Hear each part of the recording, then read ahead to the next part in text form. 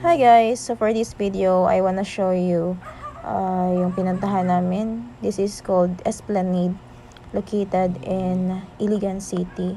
So this particularly in Bayog, Iligan City. So makikita mo dito yung river, which is Mandulog River. So yan guys, sobrang ganda ng Esplanade.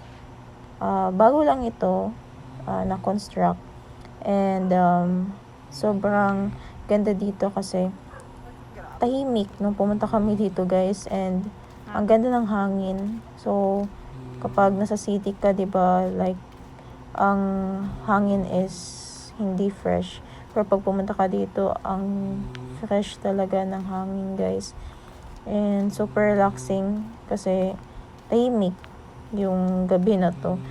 And hindi ko alam kung tahimik ba to sa the other nights, pero ngayong pumunta kami dyan, sobrang tahimik kasi konti lang yung tao.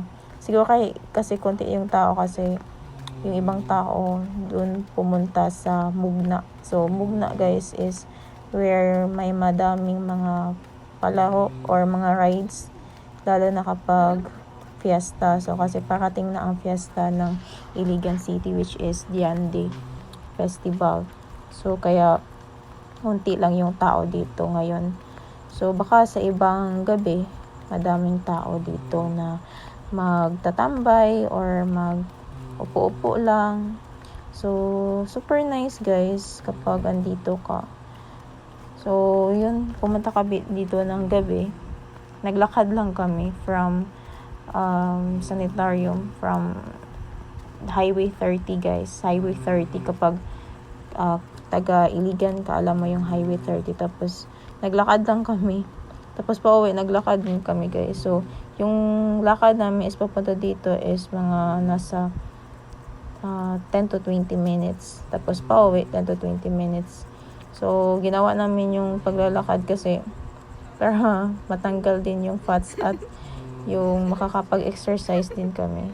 So nag-enjoy kami, and picture since kasama ko yung pinsan ko at yung ate namin na ate-atihan namin.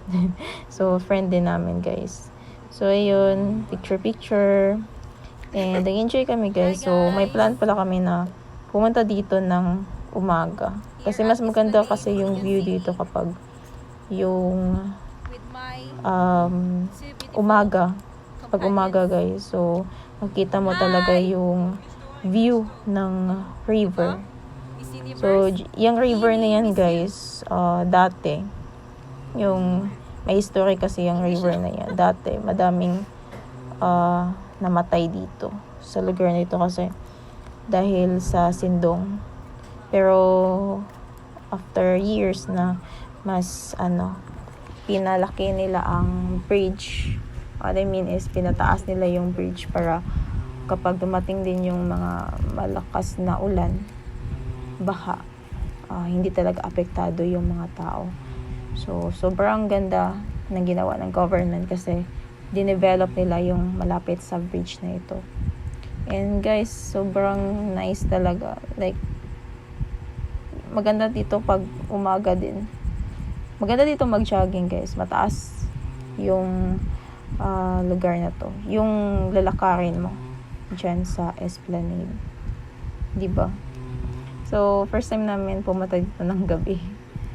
Last time kasi pumunta kami dito, pero hindi pa siya masyadong na-develop. So, ayun, picture yun sila. So, sobrang nag-enjoy ako sa picture guys. Sobrang, parang yung mukha ko yung always nakikita dito sa video na ito.